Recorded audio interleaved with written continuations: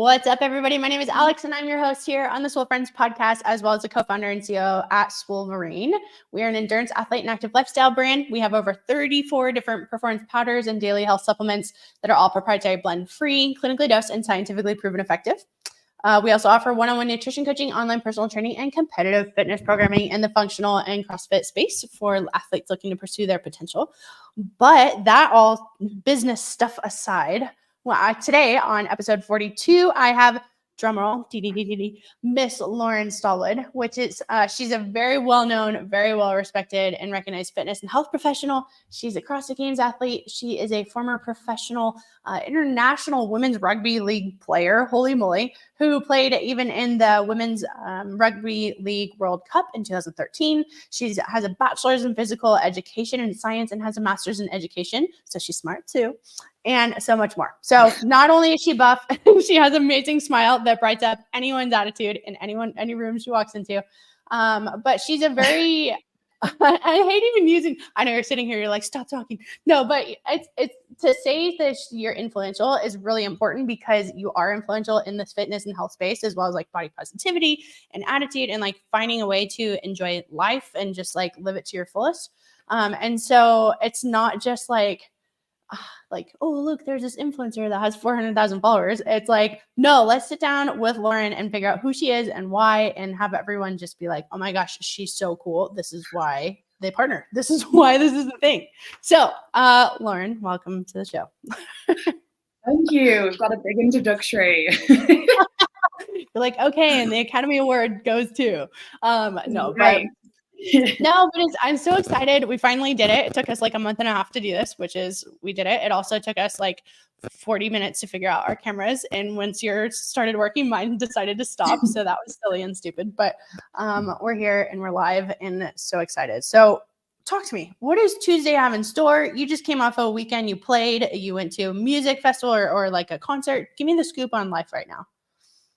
Yeah, I guess life right now is kind of like we didn't make it to the games, which was pretty sucky. And I like had like 2 weeks I didn't do any sort of training, and wow, like motivation was just so low. And then I was like, wow, like what am I gonna do this summer now? Like I really wanted games training, obviously, and then I was kind of like, okay, like this. Sometimes it's a blessing in disguise to give you a break that you need, and like to focus on different things. Like I guess since I've moved to San Diego, like I've done things, but I've never really like explored everything that I wanted to do.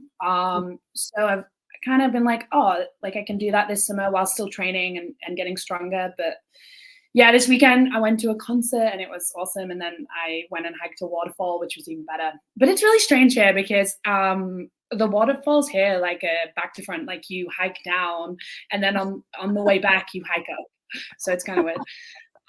But yeah, today, an average Tuesday today, I went and did some strength training this morning. I did some check-ins with some online clients, and then I went and did another session, and then here we are. Cool. Okay, so you coach, or what's going on online for you? I do actually coach at gym in San Diego just one day a week. It's quite cool. It was just to like interact with different people. But I actually own a fitness app online, and then I have individual clients that I've basically just trained for years, a lot of them. Yeah, I just do that as well. Perfect. That's really cool. Yeah. What is your favorite thing about training people? I guess like online, it's more like you build relationships. Like there's a lady that I coach in Saudi Arabia who I've had for, I've been with her for years now. And I guess like now we're more just friends. So it's nice. But then in face, it's just nice to be able to help people on a daily basis, I guess. Especially like after semifinals when I was so demotivated, I was like, wow, like I couldn't imagine ever feeling this every day. Yeah, absolutely. And I think that's the important part about coaches, right? Is like people, it's not just food. It's not just training. Like, it's like, I'm connected to this. It's just like waking up in the morning. You're like, thanks. Yeah. And I would never want anyone to feel like that. Like just feeling that for a few days for me was not fun. Mm-hmm. And it's not nice, but it is nice to kind of see that other side of it too. Cause then it's like having that empathy, right? As a coach. Understand a little bit better. Mm-hmm. Absolutely. Let's talk about semifinals. I mean, Yeah, I guess like it sucked really because we performed so well in like our mock semifinals, and then we just didn't in at semifinals. Like it was fun, but on the lift, like obviously, I don't know if you've heard of the domino effect, which is basically like a theory-based theory, sorry. And I guess like, one of us failed a lift and then we all just failed and it was just terrible. Like I hit over like 20 pounds more just in the warm-up and I was like, yikes, okay, this is bad. But you know, it is what it is, and that's just the beauty of sport. Like if you don't perform, you know, you don't perform. Mm-hmm. Speaking of performing, you have a very notable aesthetic that you've maintained through the years. How do you stay fit through the year? What does nutrition look like? I mean, training, right? Like you've been a high level athlete. You've been to the CrossFit Games, right? Yeah. And I mean, so you've done all kinds of stuff as an athlete. Oh, my camera's frozen. Can you still hear me? I can hear you, but you are stuck. Okay. But how do you maintain your physique? How do you do you do 80-20? Do you 90-10? Are you 100% on? Do you do cheat days? Is it a lot of genetics and like just kind of a routine? Do you log macros? Like what happens in your world as far as aesthetic goes? I guess for me, like I used to count macros. When I had my last shoulder operation, I counted my macros quite severely. And for me, it's a very obsessive thing. So after that, I was like, okay, I'm not going to do that. Like, and I'm pretty clued up on like what to eat, what not to eat, and like actual portion control because I've done it for so long. But I honestly now just make sure I eat enough because with training, it's really easy to undereat. Like between sessions, eating I find it so hard. Like it's really hard for me to get protein in. It's not fun, but yeah, I guess like now I used to eat well all the time. Like I'm not saying I don't have like a cheat meal, for example. Like I'll eat pizza or I'll eat if I want to eat something, I guess. But I guess also with the training volume, like we're able to do that. So it's not something that everybody should do, especially in the States because the food is just not good. Yeah, right. I know I have another athlete who we've worked with previously, and he's like, I eat 2 Snickers bars a day. He's like, that's not conventional. I'm a big killer on Oreos, to be fair. Like Oreos? Do you like double stuff? Are you double stuff? I don't know why people like those double stuffed ones. It's too that middle bit. You're more about the cookie? I'm more about the cookie, yeah. Have you tried dunking with like the fork in the middle of it? Oh, what dunking in what? Like milk? Oh, okay. I haven't done it, but I've seen it. And you like put the fork in, which is nice. I guess like in England, we would dip a digestive biscuit in a cup of tea. Okay, so grains and water. No, I'm just kidding. Oh man, have you tried those space Oreos? We're gonna tangent on Oreos for a second. Have you tried any like the new flavored ones? Like there's Sour Patch Kids Oreos, and there's like brought out that. No, I'm just like an old thought, normal, simple. Everything's so complicated here. We just got to stick to what we like. We have one thing, and the one thing's great. Oh God, there's so many options here. It's mental. So you're down in San Diego. How long have you lived in the States? I officially got my visa last February. Congratulations. Yeah, thanks. It was good. It's a 5-year visa, which is cool. But I came out like just after Christmas in 2022, and then like stayed until I had to go back to England to like go to my visa appointment, and then I officially moved in February. That's awesome. Do you like it? Besides I really like it here, especially in San Diego. Like I live now, especially because it's summer, so it's warm. But it's a really cool place in San Diego because there's like kind of loads of different vibes across the city. Yeah. Depending on the place you go to. Do you go back to England? Like, do you have family back there? Is it something? I honestly don't really tend to like going back there. It makes me feel like I go back in life. My sister lives in Australia in Melbourne, so like me and my sister are kind of like spread out as well. But my mom and dad live back in England. Gotcha. We won't tell mom and dad what you said. No, I'm just kidding. Oh, Dad won't mind. He knows I've wanted to leave England since I was like 6. Yeah. Right. Well, I'm glad that you did, and you haven't lived in the States for that long. So where is your journey kind of taking you? I know in the description, if anyone read it or any of our listeners saw it, that you have played rugby. I mentioned it in the beginning. Like, just give me kind of your origin story a little bit. Yeah, I guess so I grew up in like a small like country town called Skipton, which was actually voted the #1 place in Yorkshire to live. So Yorkshire is like kind of like a county, which is kind of like a state here, but much smaller. And then I started, like, my dad got me into all sorts of sports as a kid. So I did a lot of athletics, which is track and field here. Mm-hmm. A lot of like running, football, so soccer here. And then I started playing rugby with the boys when I was like 10. And then realized I was pretty good. So then dad started to make me play outside of school.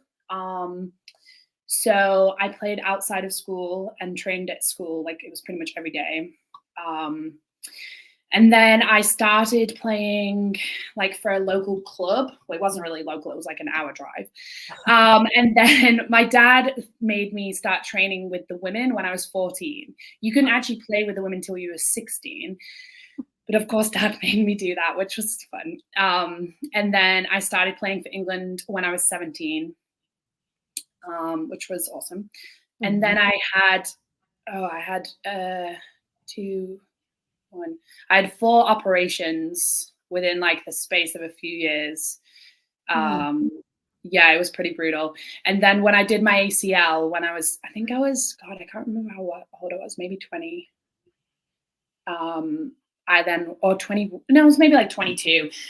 I was like, oh, I just don't know if I want to go back to it now. And then that's when I started doing CrossFit. Mm-hmm. And then I guess I did my master's, and then I hated it because the days were so long. And then I just ended up getting a job in the Middle East, and then I moved to the Middle East. I moved to the Middle East like 3 days after graduation. It was crazy. Wow. So yeah, I was like, kind of like I did it, and then I was like, okay, peace out. Later. Yeah, dad was like, oh, okay, you're going. I was like, yep. Oh. Yeah, and then I moved out to Abu Dhabi in, I think it was 2017. Gotcha. So a few years ago. Yeah, I was there for like 5.5, 6 years. And that's when I like started actually doing CrossFit. But I was at a competition in Kuwait, and I dislocated my shoulder in a split jerk. Yeah, it was horrible. And no one's like, the paramedics didn't speak English, and they were like, okay, lift arm. I was like, no, don't touch me. And then it was quite severe, and I went back to England for an operation. So that put me out. So you've had quite a few major injuries, major surgeries, still are really athletic, still are really buff, take really good care of yourself.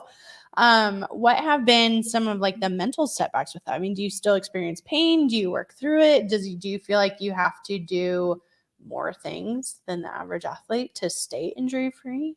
Yeah, I guess like I remember when I first hurt my shoulder, and I was 17, and it was my first England game. And it was basically like I dislocated it.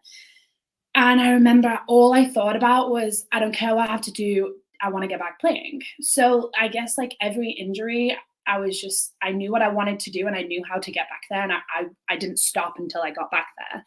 The hardest thing was, it was like after the operation, it's kind of like the time between like not being able to do stuff and then getting to where you need to be. Mm-hmm. Like, there wasn't a moment where I thought I can't do this. It was just hard.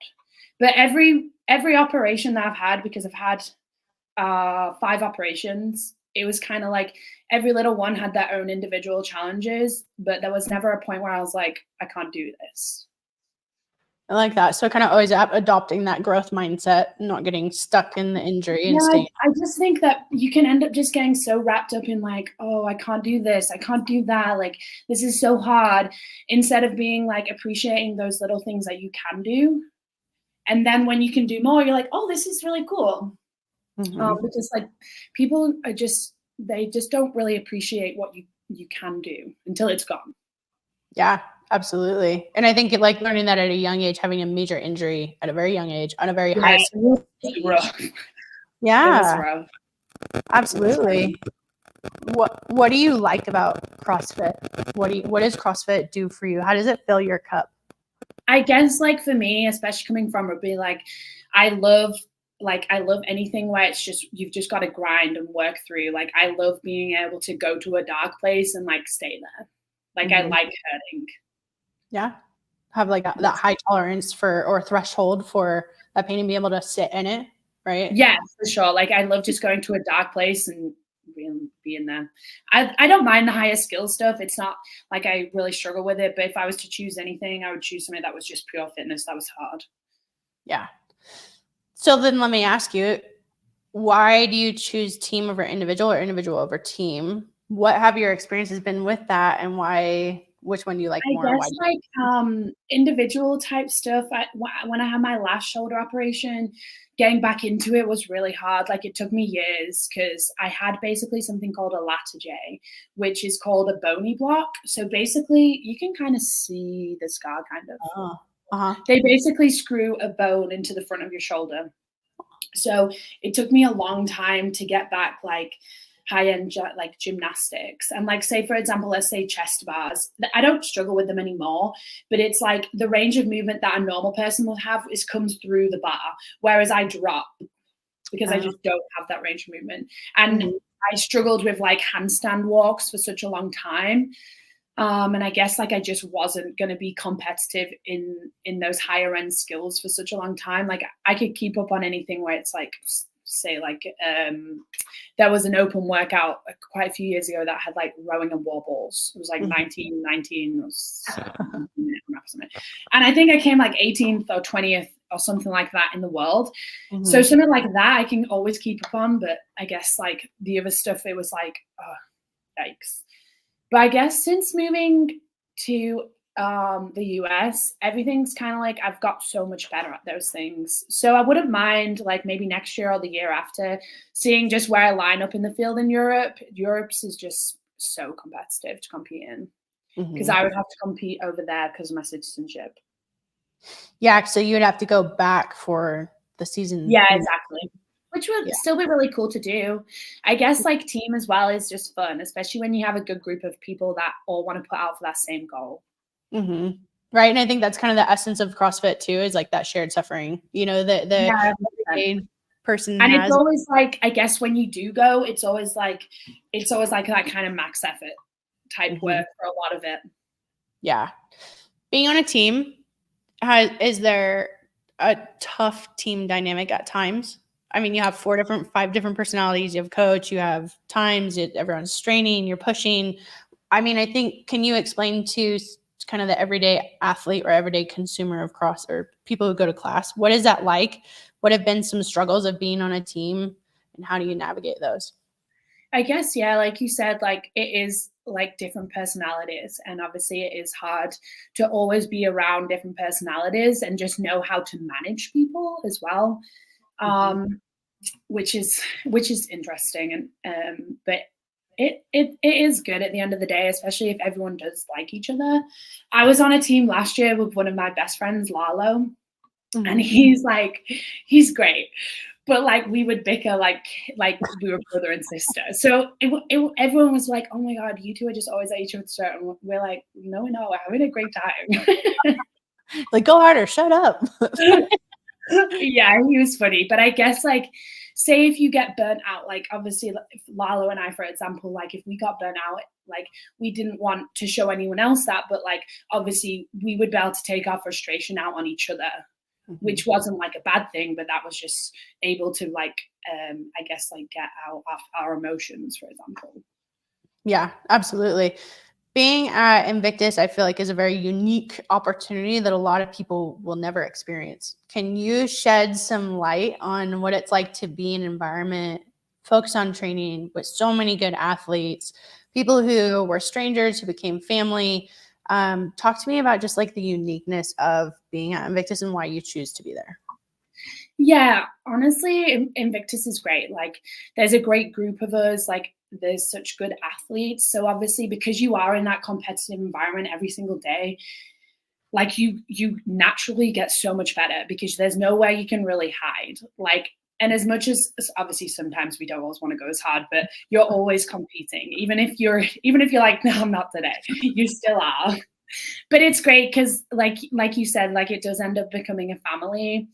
And just like the owners and like the owners' parents, Karen, like they look after us so well. And I'm so very grateful to be able to be in that environment every day.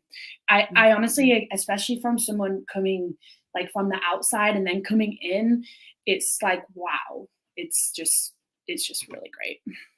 That's awesome. What do you do for post-workout recovery? Are you an ice bather? Are you a sauna person? Are you a let's go sit on the beach? Are you big let's go sit on the beach and lay down thing? But it doesn't always make me feel better. I do train sauna. Right now it's pretty hot, so I have I just got an ice bath from True Grit, and they're really good because they're portable. So I do use that as well, which is nice. That's really cool. So it's portable? Yeah, it's portable, so you could like basically like you could take it anywhere. You just need to be able to have a plug to plug it in. That's really cool. You just fill it up, and then it chills it because it's got a chiller with it. Yeah. Have you been True Grit's down in San Diego, right? Yeah, it's up by it's like north of San Diego. I've been up there. It's nice. Yeah, cool facility. I think it's, who is it? Todd? No. Anyways, we'll scratch that. Yeah, it's got a really cool facility over there. They have like a gym there, and they actually just like kitted out the San Diego police gym, I think. Oh, that's really cool. So a build out there. Yeah. Do you have any pets? Pets? Not right now. My dad does back home. It was really sad though, because I had a dog growing up called Harry, and we named him after Harry Potter because he had a scar on his forehead, and he died last year before. No, not last year, the year before. And before I went home to see him, it was really sad. Oh, I'm so sorry. Yes, okay. We're both just gonna start crying. But currently no pets here. I just don't, like, by myself, I just don't really have the commitment to be able to do it right now. What's on the horizon for like summer? How do you stay competitive through the year? Do you mainly just train? Do you hop into little competitions, big ones? Are you doing Wadapalooza? Yeah, I guess like honestly, last year after games, I was so burnt out. I was like, because games training is so fun, but it is hard. So after that, I like literally just chilled out. I don't think I did anything until the open. Mm-hmm. Which is also another blessing in disguise this year because I'm going to do NorCal in September. And then I think I might try and do Dubai Fitness Champs, so I can go back to Dubai for some of the winter. Oh, and I was thinking of doing Down Under as well, because then I could go see my sister too. So I'll probably try and do 2 or 3 off-season comps before next year, so that'd be quite good. Yeah, I think that's the beauty of CrossFit too, is like it makes the world so small. Yeah, it's crazy actually. Yeah. So do you and there's a big purse prize this year at NorCal, which is really cool. Yeah, because last year, like I didn't even really know about it until some of the girls went up and did it. So then I was like, oh, I'll do it this year. That'd be fun. And I would also really like to like drive the West Coast. So I might actually drive up like some time before the competition, compete, and then like take my time getting back. Yeah, that'd be really fun. Just go down the coast, go to San Francisco, do that. Yeah, that'd be dope. Go see some more waterfalls that you have to hike down to. I know. There are some pretty cool ones here though. Yeah. There's a that one, I think it's in a cove that like the tide comes in and you can only go when the tide goes out. Oh, where's that? I don't know. I'll send you an email. Okay. I don't know the name. But yeah, I had a lot of friends who went to school down in San Diego, and one of them, that's where she got proposed to, was that little waterfall. So I'll have to find it. But nice. Talk about training. Let's talk about training people. Like, what do you wish people knew? What are the biggest things that people come to you for? Like, let's just start there. I think obviously like a lot of people tend to, in terms of like actual training, what they want to know is more just like actual like technique things. Like obviously people aren't always body aware, I guess, as such. So that's something that is quite hard to teach. But the good thing is like if people are actually coachable, which a lot of the people are that I've worked with, like they can pick things up so fast. which is pretty much perfect. It's like because I've taught kids as well, it's like if you teach a child something from a young age, they'll pick it up so fast. And that's why it's so important to do that from a young age. Because when they are older, it is so much harder to save them. Yeah, absolutely. What's kind of the average age of client that you have? I guess like a lot of them are like some of the older ladies that I guess they're in they're like mid 40s. People that come to class honestly range from like 21 to 50, 55. Yeah. So it literally depends on who comes. But here, most people in San Diego, it's like actually, which is very stereotypical of me, but a lot of Americans in some places are slightly overweight, but a lot of people here are really fit. Yeah. I mean, I think that changes, especially being like a beach culture, right? Yeah. And, like, don't have clothes on all the time. Yes. Right. Do you find that does present a challenge on the opposite side of the spectrum, though, like where people are so concerned about the way that they look that they're not willing to maybe follow like their plan as much or tweak it or under eat? I mean, not really. I haven't really experienced that, but I guess like I can see where you're coming from with it. The only thing that I find with females is like we tend to completely be like, oh my God, if I eat too much, like I'm going to put on weight. And it's like everyone thinks that more is better. Like I have to do this conditioning today. I have to do that. And I'm like, well, no, like you're just overtraining and you're under eating right now. Yeah, that's a big one, especially with the like, hey, I need you to stop going for walks. I need you. You've been honestly, they're like, yeah, okay, I'll just walk for 3 hours. I'm like, why? People, I guess, like, as well. Oh, you've frozen. I can hear you. You're good. Okay, perfect. I guess, like, well, I used to do it with one of my best friends, actually, where we had our Garmin watch and we'd always see who could get the most steps a day. But now I'm like, well, yikes, I don't really want to get a lot of steps. Yeah, right. Well, and it's kind of like the thing you had mentioned about the protein, right? Where it's like hard to eat, where just sometimes it's like hard to stop or hard to, I don't know, it's just hard to do all the things. I think everyone just ends up being like they're constantly in fight or flight every day. Like that, like you're not very good at actually slowing down. Yeah, I would agree with one that. of my big issues, to be fair, as well. Have you experienced overtraining? Not necessarily overtraining. Well, like we obviously follow like a program from Invictus. So like the guy that coaches, like he's really good at programming. So it's not as such overtraining. It's just I like doing fitness, so I tend to always make sure it's in. But I have got better at this off season so far. Like I've just stopped doing all the strength stuff, and like the extra cardio pieces I've just missed out. Yeah. With injuries, do you find that you notice you're overtraining with the way that your body feels or the way that your aesthetic changes or the way that your performance dips, or do you notice it until it's like kind of too late? I think obviously from playing sport a lot of my life, like you kind of know how your body feels, especially like say my ACL knee, sometimes that flares up.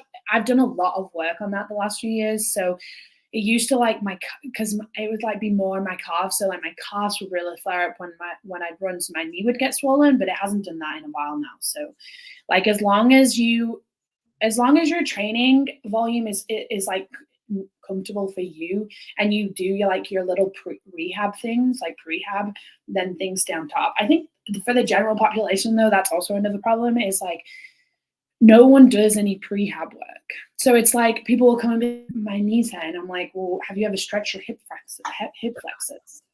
And they're like, oh no. And I'm like, okay, that's not bad. It's difficult. And it's difficult because a lot of times, I mean, it's boring.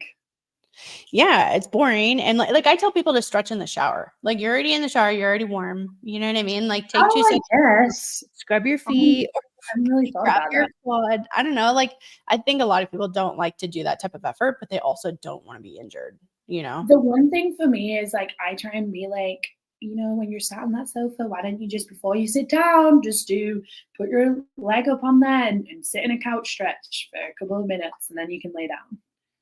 Yeah. Yeah, absolutely. I had a huh? Oh, I said sorry. Everyone has the time. It's just we're not very good at prioritizing. Yeah. Well, and in the United States too, like we're such a Band-Aid society. You know, fix What it when does it that breaks. mean? Sorry. Like fix it when it breaks. Don't do anything to not Oh, break. yeah. Well, I guess like being British, our type of culture is like, we just suck it up and we just get on with it. Sorry, I couldn't get my words out. You're okay. It is different, and it is a different mentality. I think living too, like in a more active area, there's more opportunity for it. You know, there's not as much in a rural community. There's not like 800 spin classes and 400 CrossFit gyms. Like, Yeah, for sure. I guess like things are very accessible here. what do you think makes you different as a coach? Like, why should someone sign up for your app to train with you as compared to maybe another app or another coach? I think like obviously like I genuinely care about people, and also like I'm very unique as an individual. Like I'm very energetic. Like I'll always be happy to help someone. I think like a lot of times people that obviously work with individuals don't actually tend to care. They care more about like the money they're making, or like they care more about the outcome, not about like the process of it. Mm-hmm. So go ahead. Oh no, sorry. What were we gonna say? I was good. So with being a client, like do you do custom programming? Do you do templates? Like give me the whole scoop. Or like if somebody's listening, like, man, she's super cool. She knows a bunch of stuff. I want to work with her. What could someone expect to get? I tend to do like one-on-one stuff with people online. Like if they want something a little bit more personalized. Like I just started working with a girl a couple of months ago that does tactical games. Huh. The shooting side, that's not me. But she obviously has someone to do that with. But then like obviously all the training side, like we've just done a little bit more specific for her, and especially because she's been working around a few injuries. And then the app stuff, there's like 3 different programs that someone can follow. So there's like a body weight, like a dumbbells only, and kettlebells, and then like a full program. And that like follows in monthly blocks. So it's all very like versatile for people, and there's a lot of options. I like that a lot. Yeah, it's pretty cool. Where do people find the app? I'm actually in the process of putting it on Android, but it's only on Apples at the moment, which is kind of sucks because everyone here, actually, a lot of people don't have Apples here. Really? You got a bunch of bubble people down there? People that message me are like, I don't have an iPhone. I'm like, whoa, it's the 24th century. Like, what are we doing? Your bubbles are green. We can't be friends. Yeah, it's crazy. So they can download it from your Instagram. They can get it from the App Store. Android will come out. Exactly. And then it's on a website as well. So that's quite cool. It's been good. It's been a fun journey. How long have you been at social media? I guess I'll say. Like, how long have you been working on that? I mean, you have 400-something thousand followers, right? Where did you start? Do you like it? Is it hard? Do you love it? Is it something you think? I guess like it was mostly when I moved to the Middle East. It was random. There was like a photo of me and one of the girls, and then that just kind of went viral, and then I just kind of like talking. Well, actually, I love talking. And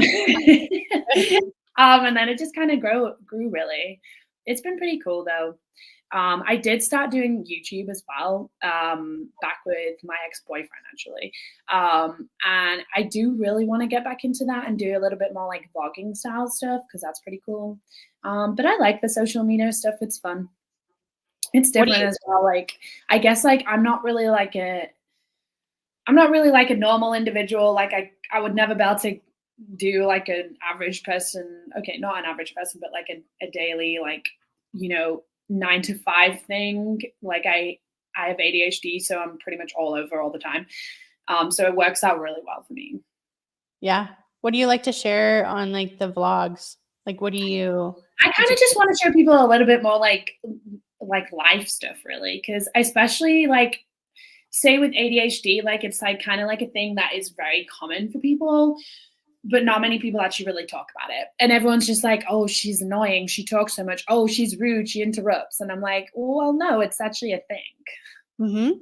How have you? Go ahead. I was just gonna say, like, my friends like are pretty good at understanding. Like, obviously with ADHD, like if someone's talking about something, I will naturally be like, oh my god, something's come to my head and it comes out. And then some people are like, wow, like she's really rude, but my friends are like, no, she just has to say it. Yeah, and you kind of like go to the beat of your own drum, right? Yeah, exactly. And it's just good to show people that it is normal and it's fine and you can live with things and like it doesn't mean that you're a weirdo or whatever. Anyway, it's better to be different. Yeah, I agree. And I think you are different. You know, it was fun because before, the podcast, I was like, hey guys, like it's fun to ask people who know the guests that I'm going to have, the Swole friends, right? And then it's fun to also have people who don't know of the guests that I'm going to have. And I'm going to be like, what would you ask her? What would you want to know about him? What would you, if you could sit down with them for 5 minutes, what do you want to take away from that? And it's fun because a lot of the people that I showed was like, this is my guest. Here's, kind of a synopsis on what she does, how she does it. And they're like, well, she's cool because she's not just like a normal girl. She's not just fit. She's not just like, you can tell her personality through her page. You can tell that she does more things. You can tell there's more to her, but I don't know what that is. Yeah, right? I think that's obviously the problem with social media to a certain degree is like people are so fake on there and it's kind of like there's so many like obviously when you share a story, like people can put a filter on it. Sometimes like I'll be messing around and I'll put one on my face and I'm like, whoa, like girl, you look totally different there. I'm like, guys, why would you even want to put that on there? Like, I just think it's so important to just like always just be yourself. Mm-hmm. Yeah, I would agree. And like kind of share some of those vulnerabilities, right? Yeah, 100%. Do you feel like with the recognition and following you have built, you have refrained from sharing some of those real life things due to like privacy? It's not reframed as such. Obviously, there's some things that obviously are a little bit more personal that obviously I'll only share if it's something like say like relationship stuff. I would only share that obviously if it is something that is, long-term type vibe, or like obviously I'm trying to think of another example. I'm pretty open though, to be fair. I actually share most things. Yeah. Well, I mean, it's good that way, right? Yeah, 100%. What have been like and this is kind of a weird question, but like, have you had any negative experiences with social media?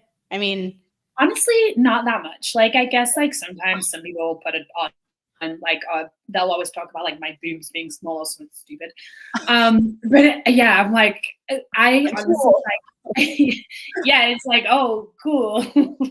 But I guess like honestly, it's never really bothered me. Like I got bullied as a kid, so I guess like if someone says something to me now, it always just I just laugh more. But honestly, people haven't really been mean to me, which is nice. Good. But I also let's keep it that way. People, no. Sorry, I keep waving my little tape thing here in the air. Yeah, what is that for? Oh, I was playing with the dog. We have a resident dog around here for one of our friends that works in the office. And I was playing like tug of war, and instead of going for the little thing. Yeah, so we don't have any Band-Aids. If somebody wants to gift Swolverine a first aid kit for the HQ, our address is, no, I'm just kidding. We really don't. You guys call it Band-Aids, honestly. We call it a plaster. What do you call? Wait, what? A plaster. A plaster? Yeah. Why? I don't know. They're just isn't that like a cast? I guess. Yeah, like you have it, but we would call that a cast. We wouldn't call that a plaster.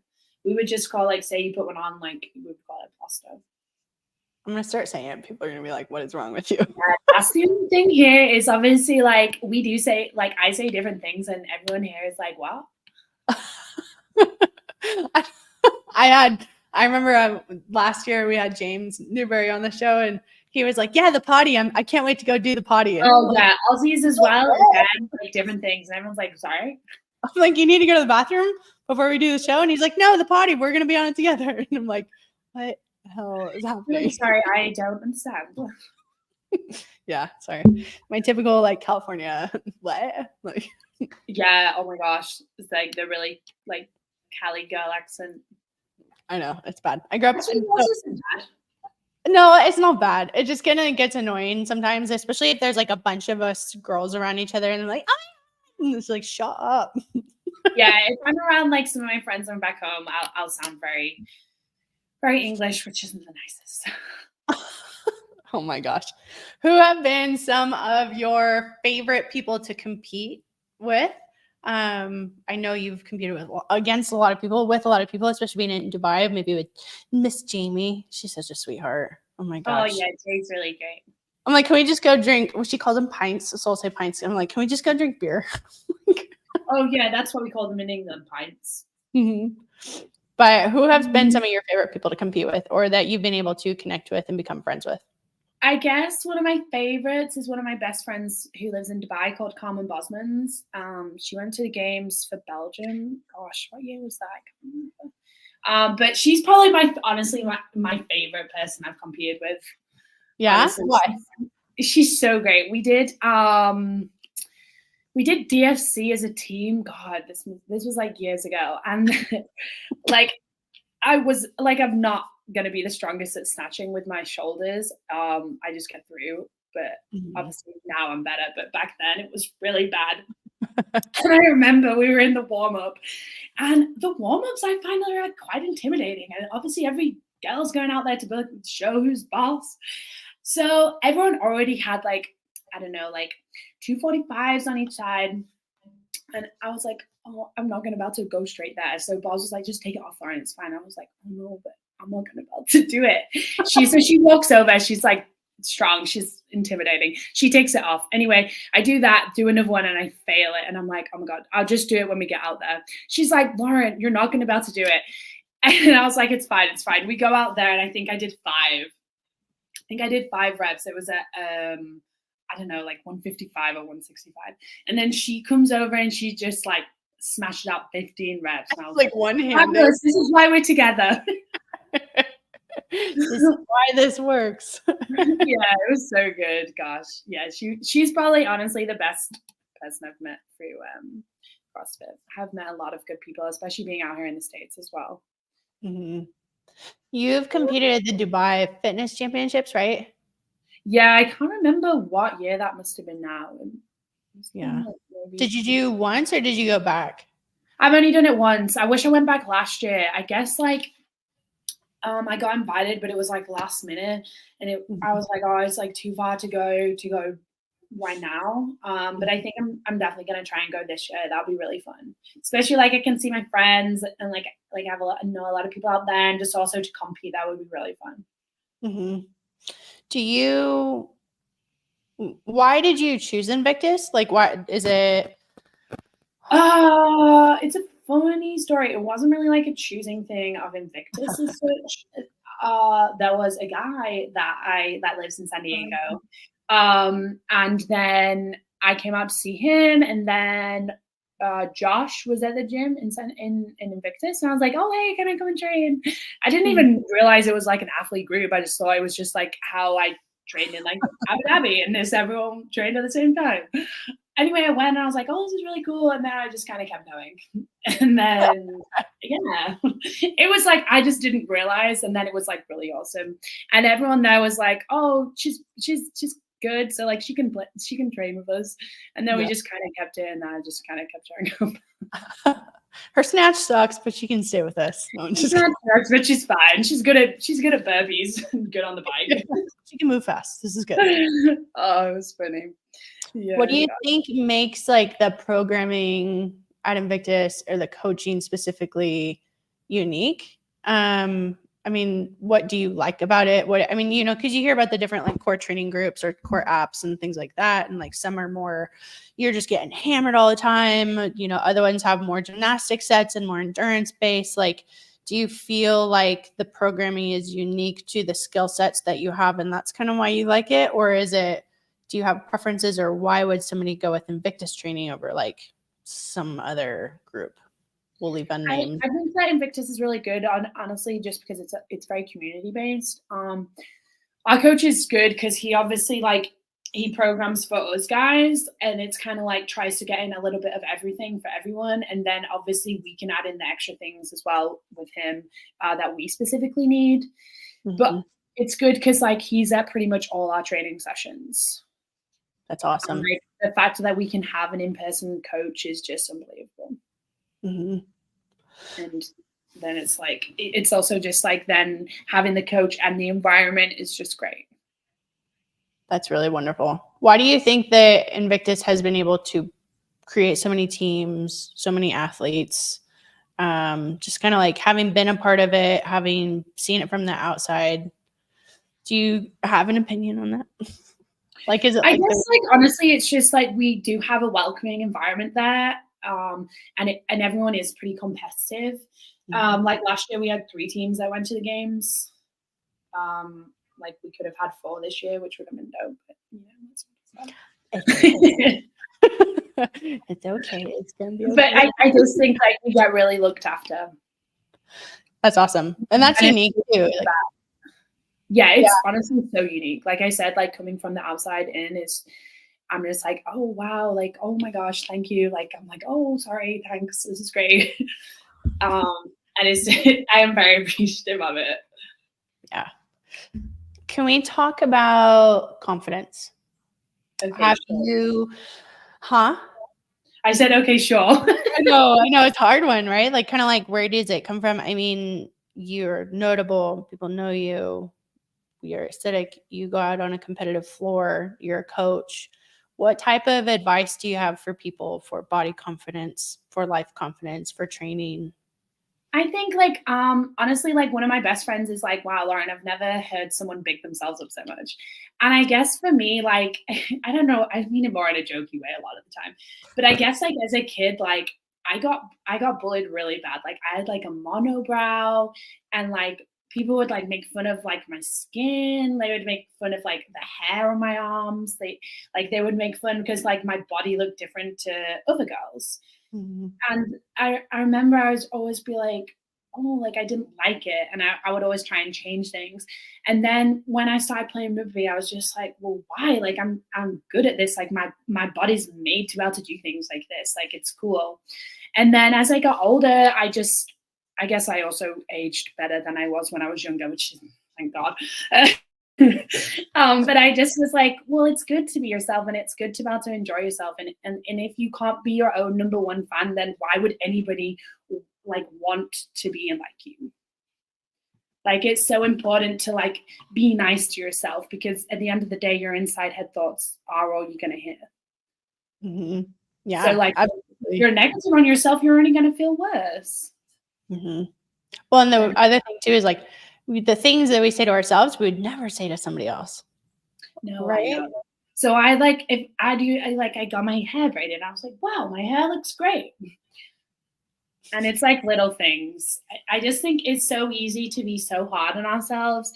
But at the end of the day, like I said, like you only have your inside head thoughts. So it's just about trying to be more positive with yourself. And then that will then in turn make a more positive environment. Confidence is like something that I used to really struggle with. I remember in like my reports from primary school, they were like, she's really intelligent but lacks confidence. Every teacher would say this. And my mom was like, I don't understand that. And I'm like, I don't know. And then one day I just kind of was, well, fuck it. Yeah. You kind of just like chuck it in the fuck it bucket and be done with it. Yeah. I think also, I guess like because I started playing rugby with the women from such a young age, I was exposed to that. And then I moved countries. I went to and worked in New York as well at university. So like I ended up just like doing all these cool things as well, where like you have to be confident to get through it. But I'm not gonna lie, like I do talk to myself. Like sometimes I'm like, okay, cool, let's go, Lars. Okay, this is fine, we're fine. And I'm just like, someone will be like, what are you doing? But I'm like, oh, nothing. You just got to big yourself up to get through. Oh my gosh, that's hilarious. There's a joke about like business owners, and they're like, no, I'm not talking to myself. I'm having a meeting with myself. Like I'm just managing myself right now. Right. Yeah, for sure. You have to be your biggest fan too, because nobody's going to know what you're saying or what you're feeling. And if you can address that and be like, look, like, I know you're scared right now. I know you're nervous. I know you're late for the podcast right now. To be fair, I did ask someone down in San Diego. I was like, do you have any questions I can ask her? And he's like, no, but she'll probably be late for the podcast. And I was like, Who was that? do I dare? Do I dare? Do you hear that bus? Oh, I'm about to throw him under it. I'm always late though. And that's so like my friends would end up telling me 15 minutes before, so then I'm on time. It's okay. I'm always late too. And I think Who I was definitely. that? That's really funny. Who was it? I don't know. You'll have to ask around. Who said I'm going to be late? I'll tell him. I'll tell him. It's all right. My business partner was like, make sure your camera works. And I was like, oh, I got this. And then, Yeah, of course. Oh, yeah, but life always just little things just to, just keep you on your tiptoes. Exactly. What advice do you have for someone who is starting to get into training or wants to look like you, but doesn't look like you? What advice would you like to give them about building strength and having respect for themselves and for their appreciation for the journey along the way? Yeah, I think you kind of can't give up. You always just have to keep going. Even when you don't really see any progress, like people will start doing something and then they're like 2 days later or a week later, like, I don't see any change. I'm like, well, obviously you're not going to. It takes years. You just have to be able to enjoy the process and just honestly just suck it up and never give up with it. Because it does get hard and it doesn't get easier. Even when you get better, it still gets harder. But that's the beauty of it, I guess. Exactly. Yeah.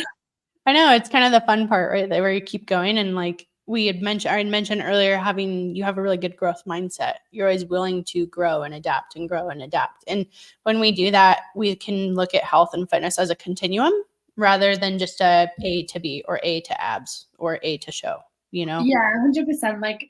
I always use my dad as a good example because dad's 67. He hates me telling people his age.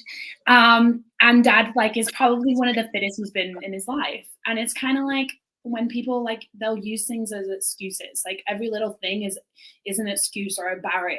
And I'm like, well, no. You can still do things no matter what. It's just you have to be willing to find a way, and you have to be able to find that enjoyment. Otherwise, what's the point in doing it? That's why people give up in things, because they're literally bored, or they don't know what they're doing, or they just are ugh. And there's no drive there, which also is it's hard because that isn't something that you can teach someone. That's something that they either have or they don't. So I guess when people don't have it, they need to be able to put themselves in that environment that can provide them with that motivation to be able to do it. Yeah, absolutely. And kind of going back to the bullying thing, a lot of times on the nutrition side of what we do, it's well, who taught you that? Right? Who said that to you? Why is this something that you genuinely believe about your ability in your body? Or, did someone just tell you have long hair on your arm and then all of a sudden you believed it for 42 years? It's so stupid, isn't it? People just can say so much silly things and then people just believe it. Some of the things, on a separate note, on nutrition that I heard in the Middle East was just okay. They were you can't ever eat bread. And I was oh. Why did she? Well, here bread's different because you're sugar why? in it. But back home, I would eat 8 slices of bread a day. Yeah, it's culturally, right? Cultural differences and belief systems about what works and what doesn't work and why, Yeah, 100%. I accidentally booked this is tangent, but I accidentally booked an Airbnb. We thought it was in Vancouver. It was an hour outside of Vancouver, and it ended up being the women who owned the house. It was her parents came to be there while we were there, right? And which was a whole weird situation in itself. But they were they stayed there with you. Yeah, because this is renting a room, but they were, I want to say Vietnamese, but they didn't know any English, and they're older generation, right? And they got across well, when are you leaving in the morning? We're really early, They woke up at 3 a.m., started making bread, made this whole generational spread of breakfast, and sat there, and we had oh my gosh, what are those centennial eggs? No, century eggs. Have you ever had a century egg? No, what is that? It is a fermented duck egg that it's black. What's it fermented in? I don't know. I honestly haven't looked in it, But you Right. should try I'll one have some. to Google it. Yeah, the next podcast we will sit and eat century eggs. Century eggs, got it. Century eggs. I wish I could put one up on the screen. I need a media manager. Somebody be my media manager. So we can pull it up come on the be my screen. media manager. But anyways, what I'm getting at is that it's interesting when we have different cultural experiences and have different foods, and then it's like how we adopt the way that we eat things, right? Like no grains, and you're like, I'm an athlete, I need bread, I need carbs, and then like, no, you don't, you'll be fine, right? Yeah, I just think like a lot of people end up reading something or getting told something from one person, and then they're like, oh God, I can't do this. But also people forget that people's bodies are different. Like some people can digest gluten well, some people can't. Like different people work differently with different food groups. Mm-hmm. And what is a general amount of food that you eat in a day? I don't really know in terms of calories. I guess like I'll always have like a big breakfast, then I'll have like a shake after training. Like I'll always force myself to do that and have like a smoothie, and then I'll eat lunch, probably a snack mid-afternoon. I'll always eat a big dinner. I've actually for the last 2 weeks eaten a Caesar salad every night. Really? Yeah, it was firing. Do you put like a chicken on it? No, I've just had that as like on the side with my dinner. Like last night I had 2 burgers and a bread bun with cucumber and ketchup, and then a Caesar salad on the side. Don't And forget then I had some oats after. it was a bun with a side of hamburger and a salad. Well, like the bread bun. I remember the first time when I met the guy I'm seeing. He it was like it kind of like I was like, I always made oats with protein and then put it in the fridge the night, like in like the night before or whatever. And I'd be like, do you want some oats? And he was like, why would I want some oats? And I just had oats with almond milk and vanilla protein. I was like, oh my gosh, this tastes like amazing.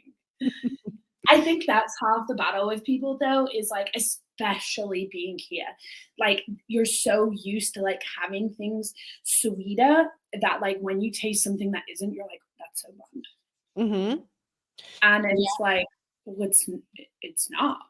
And I guess like you do have to kind of teach yourself as well that like things do taste good because they are healthier as well.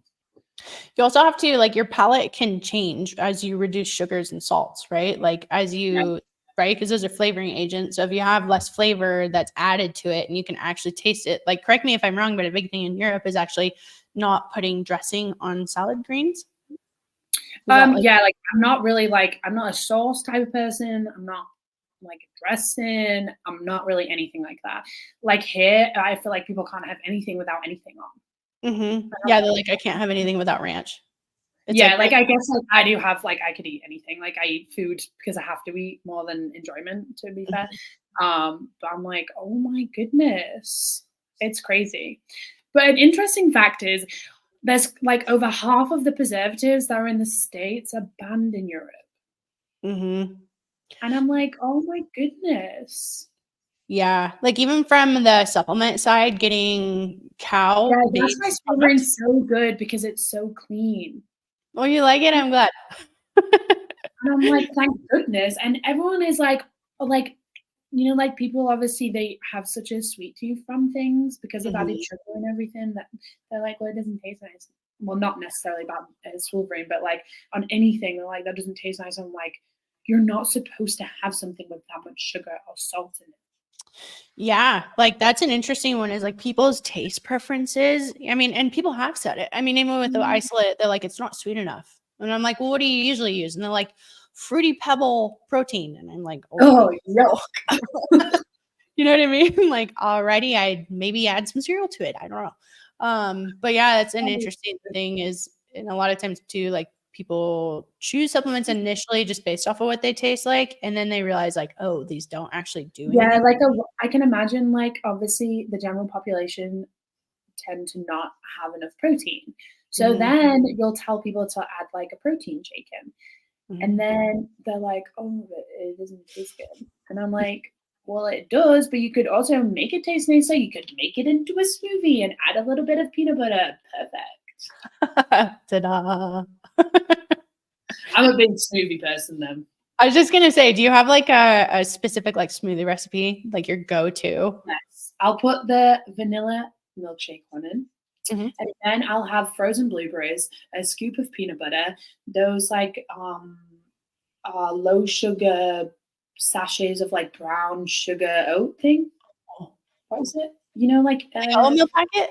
yeah, like the oatmeal packets. Uh-huh. I'll put one of those in, and then some almond milk, and then water and ice. Ooh, that sounds good. Yeah, it's perfect. Yeah, smoothies are the jam. They really are. What other supplements do you take? I'm a big fan. Like, I love pre-workouts. I'm a big pre-workout person, but I have way too much caffeine. So I really like the non-stim pre-workout and the intro workout stuff. Yeah. Do you like the, What do we gonna say? Sorry. I was gonna say, do you like the Tropical Blast or the Cherry Frost Intra? Cherry Frost. Cherry Frost. Do you just drink it with water? Yeah, just water and ice. Mm-hmm. And I'm a big, like, I've started taking, because I'm really bad at taking like dailies as well. So the gummies for me are perfect. Yeah. The apple cider vinegar ones, I do those every day. The vitamin C, and then how do you say that? Close. Ashwagandha. I don't take those every day, so that's good. No, it's good. Yeah. The sleep stuff just came back into stock, so I want to try that because I haven't tried that. Yeah, so the DMT will come back in. So it's not, we had like a weird. Because I saw like the email yesterday, and then it is saying like it's like restock now. I know. I was like, I don't know why that happened. Our IT team is definitely on that one. But I got a couple of those this morning. That's a very unique product in the way that it just helps with sleep, but also just overall hormone function, right? Because at night we need to recover, we need to bring those cortisol levels down. So really unique there. And it's amazing how many people have been able to benefit from it and like watching I'm really excited to try that because honestly, my sleep's not particularly the greatest thing in my life. Yeah. And when we had launched it about a year and a half ago, we had a group of the athletes who had whoops to monitor now, like when they have it, their REM sleep and watching that REM increase, which is really nice. So I think that you will be able to watch that too. Yeah. Are you worried your accent will ever go away? No. But some of my American, actually none of my American friends say that my accent's any different, but my English friends are like, Lauren, you don't even have your accent anymore. I'm like, I do. Calm down. Like, but I also haven't lived in England for what, like, I don't even know, 7 years now? Mm-hmm. Yeah, it's been a minute, for sure. Yeah, for sure. When I went back home, though, I'm like Yorkshire is like a Yorkshire accent I can't even do, but it's like very, very, very strong. Really? Yeah, like, and it's so prominent. I'm like, yikes, I don't want to sound like that. Everyone back home, we love you, but I like a Southern London accent, but also that's like I've never lived there, so I would never sound like that. Yeah, but it's funny. Americans are like everywhere I go somewhere and like you don't know someone, they're like, oh my god, do you have an accent? And I'm like, yeah. Me and my friends were like, we're gonna just start saying different places. She's from Alabama. Isn't that so weird? She's from Tennessee. And everyone's gonna be like, what? Nashville. Yeah. Oh, I think well, some cute cowgirl boots. I don't know. Oh yeah, that would be fun. Well, I really appreciate you hopping on here with me and our guest today. If you have been listening, if you've been watching, thank you for your time. Make sure to follow Lauren on Instagram. It's LOZSTALLWOOD2. Don't forget the 2. And so make sure to go follow her on Instagram. Check out her app, check out her training if you're looking for that one-on-one aspect with a really awesome woman who knows her P's and Q's when it comes to fitness and life and confidence. She can help you there. And make sure to check out her YouTube channel when she starts it, right? Is it already out? Eventually. Yeah, I did it years ago.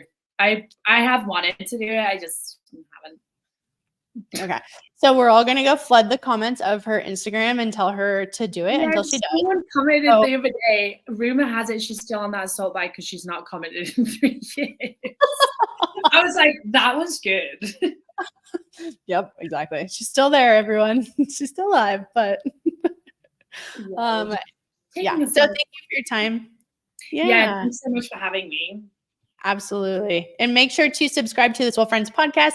We go live every week with wonderful guests and our Swole friends like Miss Lauren. And so we're on Apple Podcasts, Spotify, and YouTube. Check out the Swolverine blog for all your things fitness, nutrition, and supplements. And we will catch you guys next time. Thanks, Lauren. See you later.